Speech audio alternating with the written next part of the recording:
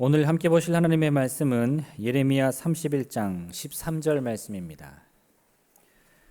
예레미야 31장 13절 말씀 제가 봉독하겠습니다. 그때에 처녀는 춤추며 즐거워하겠고 청년과 노인은 함께 즐거워하리니 내가 그들의 슬픔을 돌려서 즐겁게 하며 그들을 위로하여 그들의 근심으로부터 기쁨을 얻게 할 것임이라. 아멘. 올해 우리는 하나님을 경험하라 라는 표어를 가지고 또 신앙의 목표를 가지고 살아가고 있습니다. 하나님을 경험한다는 것, 우리에게 있어서 여러 가지 뜻이 있지만 가장 중요한 것은 하늘의 삶을 오늘 이 땅에 나 가운데 갖는다 라는 것이라고 말할 수 있습니다. 하나님을 경험하는 것은 우리가 하늘나라에 갔을 때 우리가 제일 크게 그리고 영원토록 가지게 되어질 것인데, 그것을 내가 살아가는 오늘 이 시간 여기에서 경험한다면 그것이 바로 하늘의 일을 이 땅으로 가져오는 것이 되어집니다. 그러니까 하나님을 경험한다는 것은 하늘의 일을 우리가 지금 미리 여기에서 경험한다, 이렇게 이야기할 수 있고, 올 한 해 우리가 하나님을 경험하는 그것으로 하늘의 삶을 하루하루 살아갈 수 있기를 원합니다. 어제 서울의 상암 월드컵 경기장에서 한국교회가 함께 모이는 큰 성회가 있었습니다. 거기에서 말씀을 전하신 프랭클린 그레암 목사님, 빌리 그레암 목사님의 아드님이신 프랭클린 그레암 목사님이 그 말씀을 열어가실 때 제일 처음에 이러한 질문을 하셨습니다. 여러분에게 있어서 가장 중요한 어셋이 무엇입니까? 어셋은 재산 또는 소유, 이런 뜻이거든요. 그러니까 여러분이 가진 것 중에서, 여러분이 가진 재산 중에서, 여러분의 소유 중에서 가장 중요한 것이 무엇입니까? 이렇게 물으면서 말씀을 시작하셨습니다. 여러분 한번 생각해 보십시오. 여러분에게 있어서 제일 중요한 어셋이 무엇입니까? 어떤 사람은 사람이라고 이야기할 겁니다. 가족이나 내가 정말 사랑하는 사람이 내게는 제일 중요한 나의 재산이라고 이야기할 겁니다. 어떤 사람은 재물과 돈이라고 말할 겁니다. 내가 갖고 있는 이 물질이 내게는 제일 소중하다. 어떤 사람은 집이라고 이야기할 것이고, 또 어떤 사람은 내가 하는 사업, 내 비즈니스라고 이야기를 할 수도 있습니다. 그런데 여러분, 우리에게 있어서 가장 중요한 재산은 바로 우리의 영혼입니다. 우리에게 있어서 제일 중요한 어셋은 우리의 영혼입니다. 성경에 이런 말씀이 나옵니다. 너희가 세상의 모든 것을 다 얻어도 그 영혼을 잃으면 아무 소용이 없다. 우리의 손에 때로는 재물을, 때로는 사람을, 때로는 집을, 때로는 좋은 것들을 아무리 잔뜩 쥐고 있다고 할지라도 우리의 영혼이 우리를 떠나게 되어지면 그 꽉 쥐고 있는 것이 아무 소용이 없다라는 것입니다. 여러분, 우리에게는 우리의 영혼이 가장 중요합니다. 우리에게는 눈에 보이지 않지만 우리의 영혼이 가장 중요한 재산입니다. 우리의 영혼이 가장 중요한 소유입니다. 여러분, 이 말에 언제든지 아멘할 수 있는 귀한 분들이 되시기를 예수님의 이름으로 축원을 드립니다. 영혼이 가장 중요하다. 영혼이 가장 중요하다. 여기에 아멘할 수 있도록 우리를 만들어주는 것, 그게 하나님을 경험하는 겁니다. 우리가 세상을 열심히 경험하면 세상의 것이 제일 중요한 것 같습니다. 때로는 세상의 힘을, 때로는 세상의 역사를, 때로는 세상의 도움을, 때로는 세상이 우리들에게 해주는 것을 우리가 열심히 경험하면 세상이 제일 중요한 것 같습니다. 그래서 그걸 어떻게든지 움켜쥐려고 합니다. 그런데 우리가 하나님을 경험하면 우리의 영혼이 눈에 보이지 않지만 우리의 영혼이 제일 중요하다는 것을 우리가 깨닫게 됩니다. 그리고 그 영혼을 가장 소중한 것으로 붙잡게 되어지고 그 영혼의 일을 우리가 해갈 수 있게 되어집니다. 우리가 올 한 해 지금까지 하나님을 경험하는 데 있어서 함께 했던 것들이 있습니다. 하나님의 역사, 하나님의 도우심, 하나님의 은혜, 하나님의 승리, 하나님의 평안. 때로는 세상이 비슷한 것을 우리들에게 주지만 우리가 정말 이것들을 경험하게 되면 느끼게 되어지는 것은 세상이 아무리 나에게 역사나 도움과 은혜나 승리나 평안을 준다고 해도 하나님이 주시는 것과는 차원이 다르다. 하나님이 주시는 것과는 비교할 수 없다. 우리가 하나님이 주시는 것을 경험하면 절로 이와 같이 고백할 수 있게 되어집니다. 저 여러분이 우리에게 있어서 가장 소중한 어셋인 영혼, 그리고 하늘나라의 소중함을 언제나 잊지 않는 귀한 분들이 되시기를 예수님의 이름으로 축원을 드립니다. 그리고 이달에 우리가 하나님을 경험하는 초점은 하나님의 위로입니다. 우리가 이 한 달 함께 암송할 예레미야서 31장 13절 말씀을 다시 한번 봉독해 보겠습니다. 우리가 날마다 한 번씩 할 이 말씀을 오늘 우리가 다시 한번 함께 봉독해 보겠습니다. 그때에 시작. 그때에 처녀는 춤추며 즐거워하겠고 청년과 노인은 함께 즐거워하리니 내가 그들의 기쁨을 돌려서 즐겁게 하며 그들을 위로하여 그들의 근심으로부터 기쁨을 얻게 할 것임이라. 아멘. 여기에 보면 하나님의 위로와 그리고 하나님의 위로의 여러 가지 정황이 나옵니다. 위로라는 말을 사전에서 찾아보니까 이렇게 나옵니다.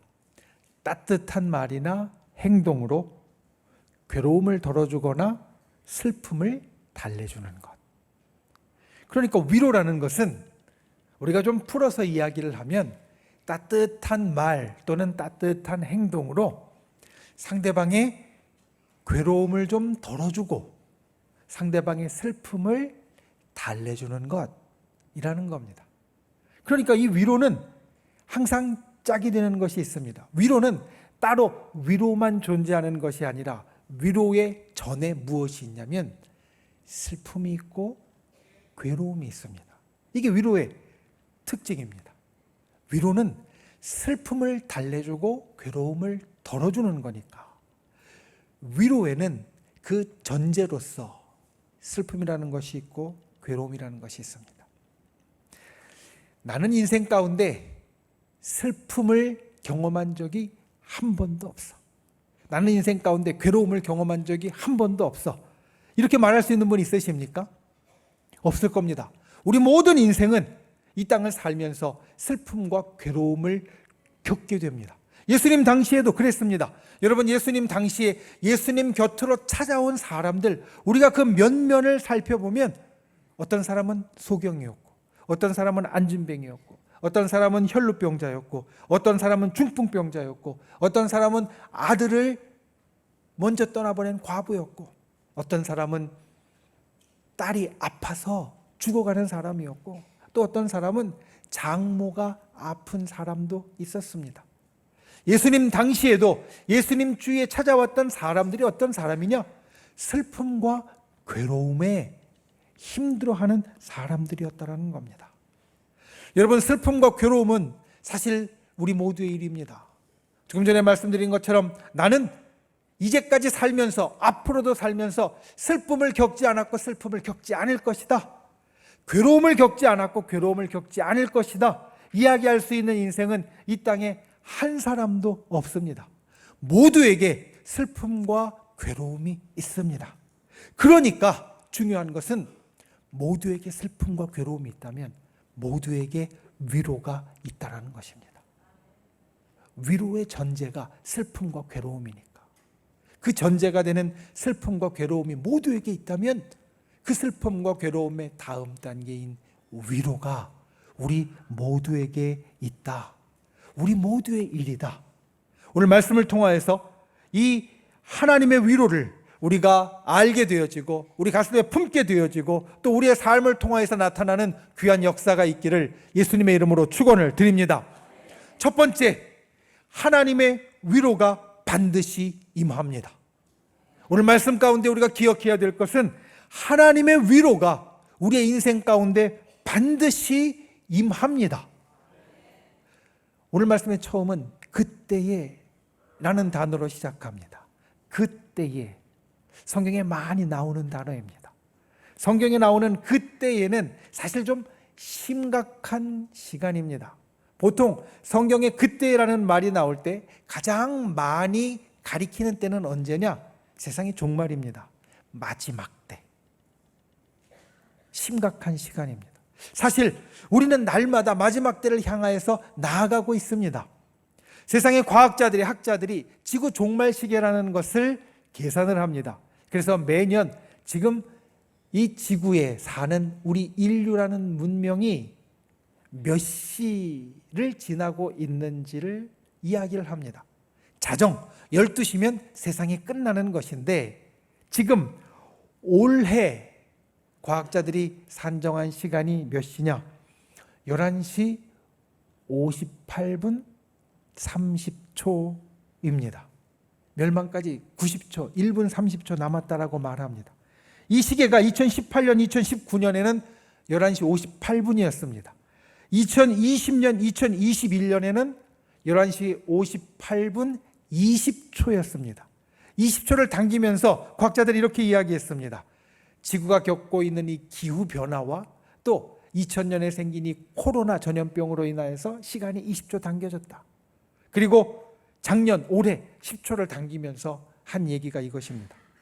러시아의 우크라이나 침공, 그리고 북한의 핵실험이 임박하고 중국과 대만의 긴장이 고조되고 전 세계에서 고물가가 나타나고 식량의 위기가 나타나서 10초를 당겼다라고 말합니다.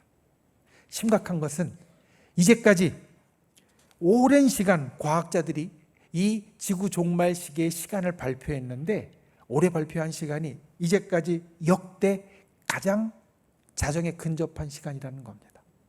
예전에 미국과 소련이 핵전쟁의 위협에 아주 가까이 갔을 때에도 이만큼 가지 않았습니다. 두 강대국이 냉전 시대에 정말 금방 붙을 것 같이 미사일을 쏠 것 같은 상황에도 사실 이 시간까지 가지 않았습니다. 그런데 이 시계는 점점 더 앞으로 나아가서 사실 앞으로 갔다가 뒤로 갔다가 다시 앞으로 가서 지금은 제일 자정에 근접한 시간이 되었다라는 겁니다. 우리의 시간은 한 방향으로 흘러가고 종말은 우리 앞에 점점 더 다가옵니다. 우리가 살아가는 시간이 하루하루 늘어날 때마다 종말의 시간은 하루하루 줄어드니 우리는 날마다 종말에 가까운 삶을 살고 있습니다. 그런데 이 종말이 성경에 보면 우리가 생각하는 아주 두렵고 무서운 것만은 아닙니다. 성경이 말하는 세상의 종말은 하나님의 심판이 있고 예수님의 재림이 있고 그리고 하늘나라 천년왕국 천국의 삶이 시작되어지는 시간입니다. 사실 이 그때는 성경의 종말의 시간뿐만 아니라 하나님이 때로는 특별하게 정하신 시간을 가리키기도 합니다. 노아의 홍수나 아니면 이스라엘이나 유다가 멸망하는 아주 특별한 시간을 가리키기도 합니다. 그런데 그때마다 우리가 기억해야 될 것은 그때 하나님의 심판과 무서운 일이 있었지만 동시에 하나님의 구원이 있었다는 겁니다. 노아의 홍수가 이 땅에 일어났을 때 이 온 땅의 죄악에 관영하여서 모든 생물들이 사람들이 다 멸절되게 되었지만 하나님께서는 살리신 소수에게 무지개의 약속을 주시고 내가 다시는 이 땅을 물로 멸하지 않으리라 구원의 약속을 그 가운데 주셨습니다. 그때는 무슨 때냐? 종말의 때, 심판의 때, 또 우리에게 있어서 두려운 때이지만 동시에 하나님께서 우리를 구원하시고 약속을 주시는 때이다. 성경의 때는 그러한 때입니다. 오늘 말씀도 사실은 그렇습니다. 여기에 그때는 종말의 때가 아니라 하나님께서 정하신 때를 말합니다. 그런데 어떤 때이냐? 구원의 기대가 실현되는 때입니다. 지금 이 말씀을 듣는 이스라엘 민족의 상황은 어떠한 상황이냐? 나라가 멸망했습니다. 그리고 온 땅에 흩어졌습니다. 나라가 멸망해서 사람들이 죽고 포로로 끌려가고 그리고 괴로움을 당하고 그리고 온 땅에 흩어졌습니다. 그런데 그 온 땅에 흩어진 심판을 경험한 이 사람들에게 하나님께서 하시는 말씀이 오늘 말씀인데 10절, 오늘 말씀의 그 앞에 있는 10절의 하반절 이렇게 우리에게 전합니다. 이스라엘을 흩으신 자가 그를 모으시고 목자가 그 양떼에게 행함같이 그를 지키시리로다. 이스라엘 민족에게 멸망이 있었는데 주님이 이것을 회복시켜 주시고 주님이 그들을 돌아오게 하시고 주님이 다시 그들을 모아주신다라는 겁니다. 목자가 그 양떼에게 행함같이 그들을 돌보아 주신다라는 겁니다. 그들이 멸망을 경험했지만 아주 심각한 어려움, 슬픔, 괴로움을 경험했지만 주님의 위로가 그들에게 임할 것입니다. 주님의 위로가 이스라엘 민족에게 임할 것입니다. 여러분, 이것이 중요합니다. 지금 이스라엘 민족은 완전히 멸망한 인생, 완전히 망한 인생이 되었습니다. 나라도 망했고 집도 망했고 모든 것이 다 망했고 사람들도 많이 죽고 포로로 끌려가고 온 땅으로 흩어진 완전히 망한 사람들이 되었습니다.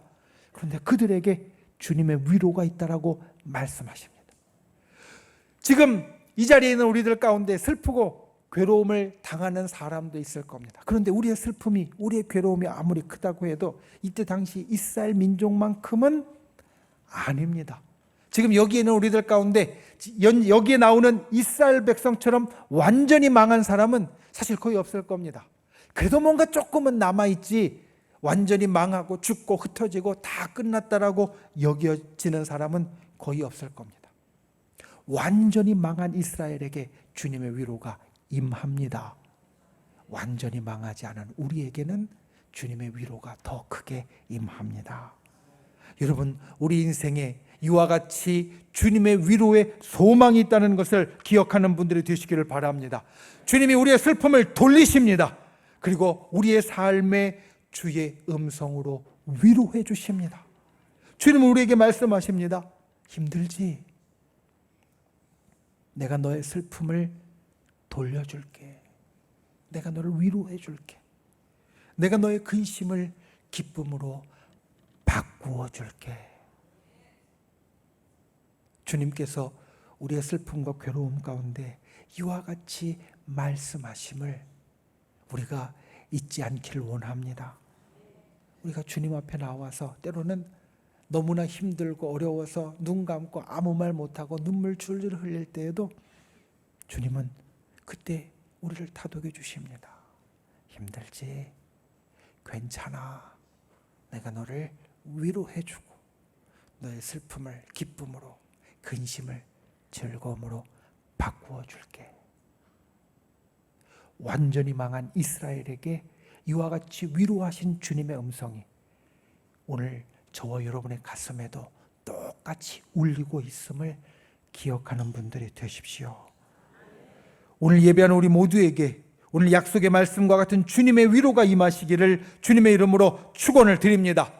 우리의 영혼과 인생을 살리는 주님의 위로를 우리가 살아가는 하루하루 날마다 경험할 수 있기를 예수님의 이름으로 축원을 드립니다. 두 번째, 주님의 위로에 참여하십시오. 오늘 본문에 보면 주님의 위로를 받은 사람의 모습이 나옵니다. 예레미야 31장 13절에 처음에 보면 처녀는 춤추며 즐거워하고 청년과 노인은 함께 즐거워할 것이다 라고 말합니다. 춤추며 즐거워하고 같이 즐거워하는 모습, 보통 우리가 잔치집에서 볼 수 있는 모습입니다. 그런데 지금 이스라엘의 상황은 잔치하는 상황이 아닙니다. 우리가 나누었던 것처럼 지금 이스라엘의 상황은 슬픔과 근심이 가득한 상황입니다. 그리고 포로지에서 타향살이하면서 지치고 완전히 마음이 가라앉아 있는 상태입니다. 정말 힘들고 어려울 때 주님의 위로가 임하면 그들이 춤추고 즐거워하리라, 이 말씀입니다. 때로는 타지로 가신 권사님 가운데 찾아와서 제게 이야기하시는 경우가 있습니다. 목사님, 저 다시 청주로 와야 되겠어요. 때로는 따님이 또는 아드님이 여기에 혼자 있는 부모님이 안쓰러워서 모시겠다라고 모시고 갔는데 가서 지내다 보니까 딸이 아들이 잘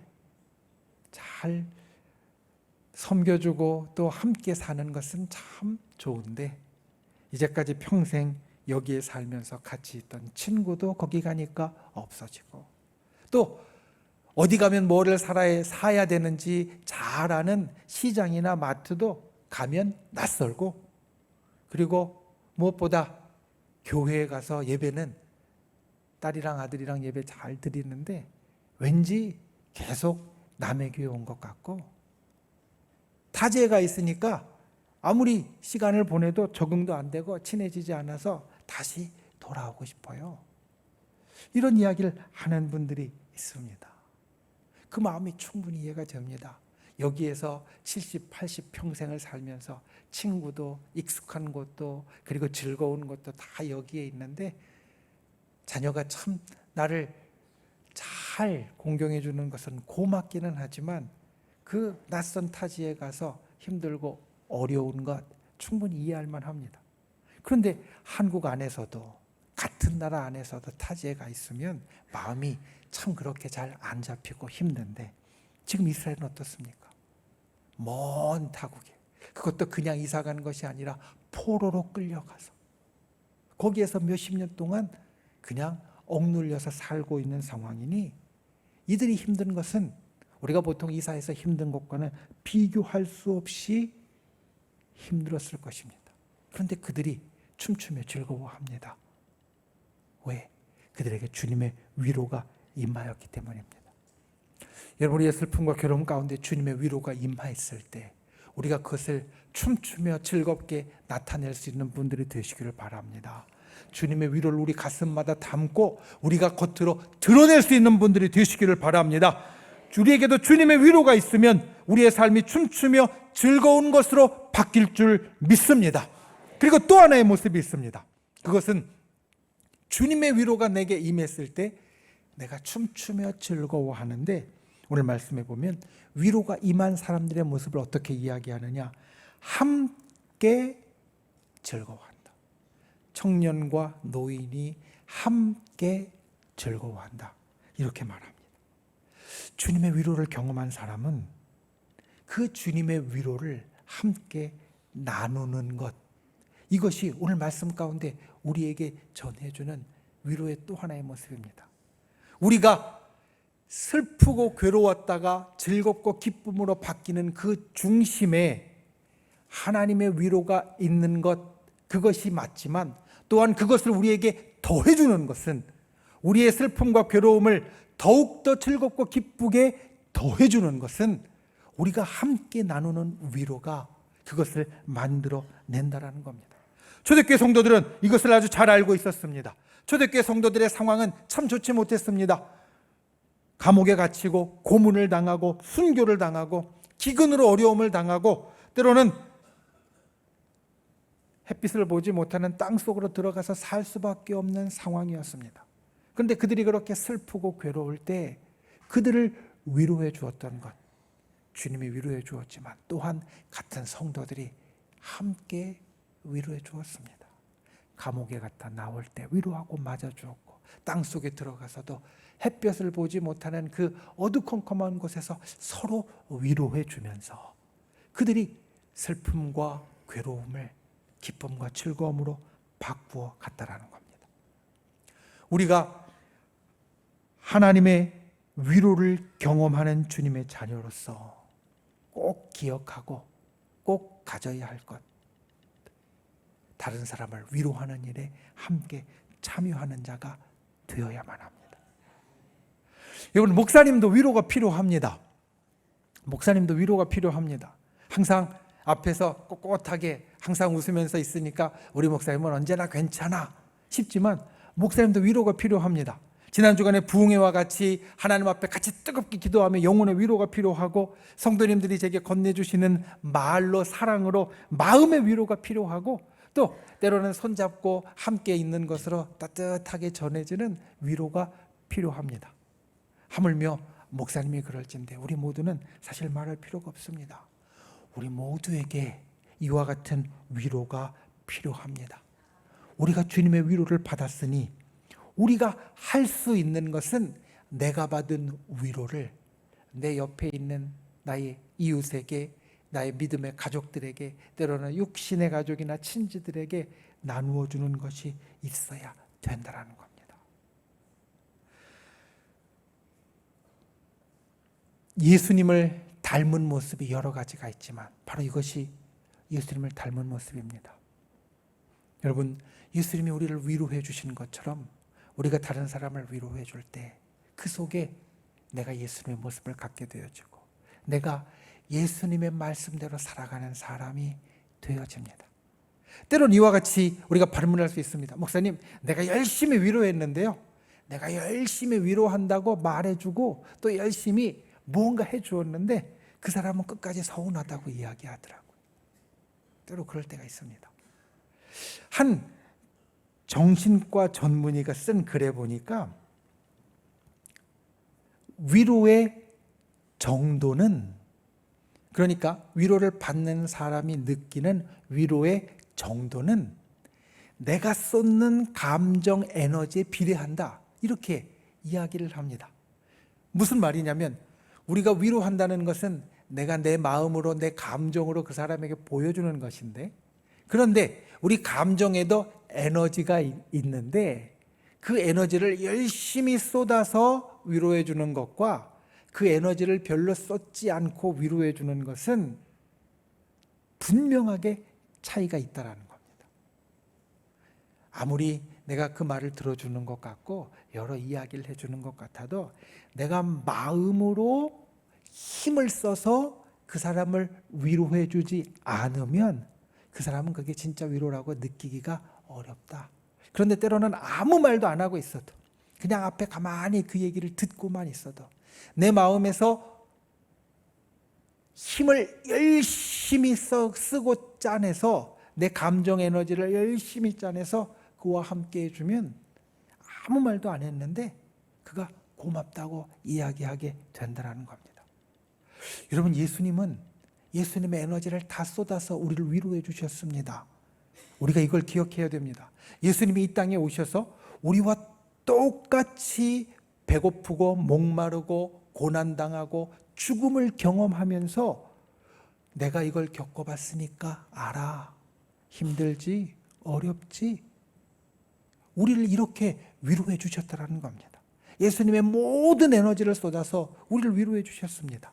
그러니 우리도 그 위로를 받은 사람으로 또 위로해 줄 때 우리의 감정의 에너지를 쏟아서 위로해 주어야 그것이 진짜 위로고 위로를 받는 사람도 힘을 낼 수 있는 위로가 되어진다.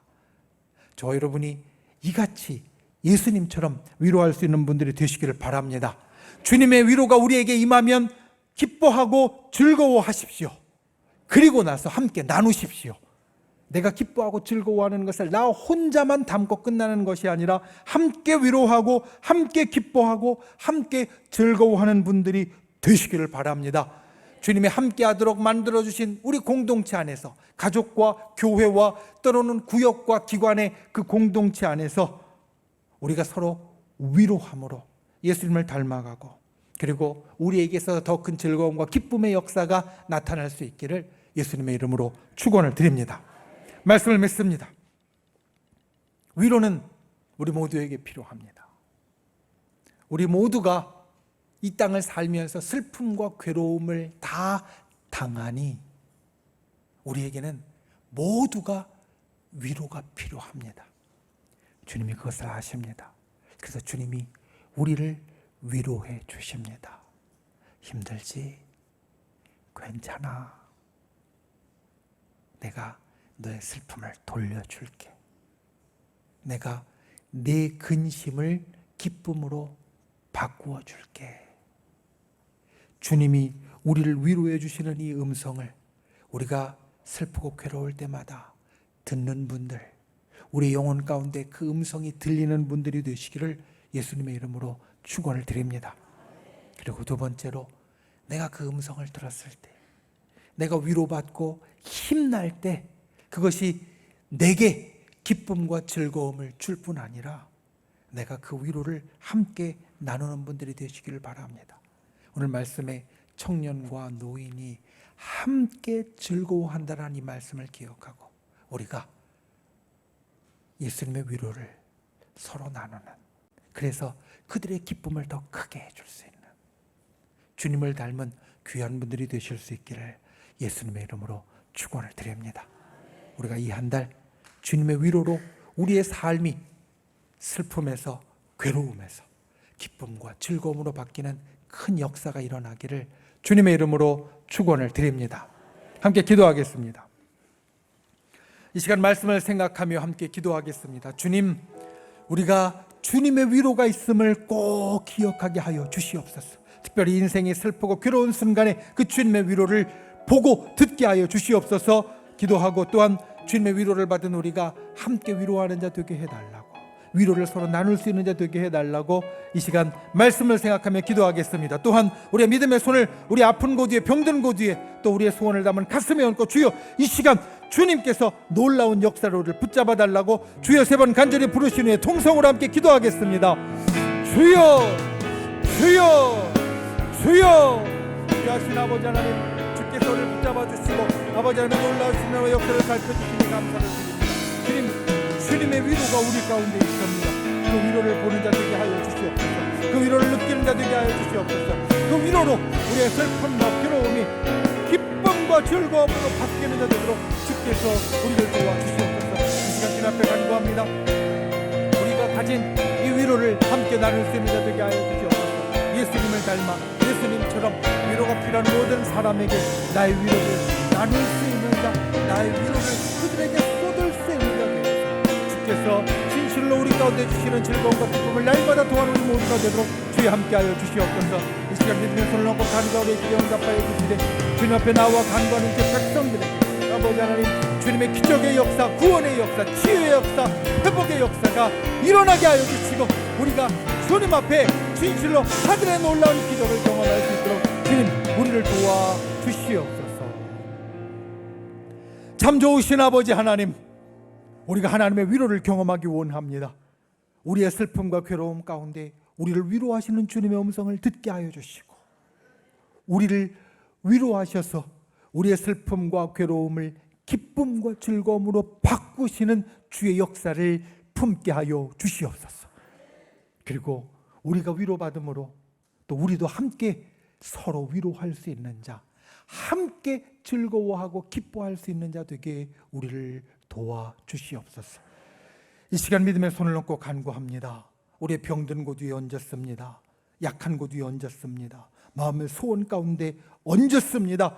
치료하여 주시옵소서. 회복시켜 주시옵소서. 구원하여 주시옵소서. 응답하여 주시옵소서. 우리를 구원하신 나사렛 예수의 이름으로 명하노니 우리를 둘러싼 모든 어둠의 세력들은 떠나갈지어다. 우리를 올가매고 있는 모든 악한 마귀 사단 병마는 이 시간 그 묶음을 놓고 사라질지어다. 우리를 가로막고 있는 모든 악한 장벽들은 십자가의 권능으로 무너질지어다. 주의 진실로 주님의 크신 권능의 역사가 우리의 삶에 날마다 일어나게 하여 주시고 하나님을 경험하는 복된 주의 자녀 되게 하여 주시옵소서. 돌아가는 발걸음 지켜주시고 주님 하루하루 살아가며 주의 음성을 듣고 주의 위로를 경험하여 우리의 슬픔과 괴로움이 기쁨과 즐거움으로 바뀌는 하늘의 인생을 살게 하여 주시옵소서. 예수님의 이름으로 간절히 기도하옵나이다. 아멘.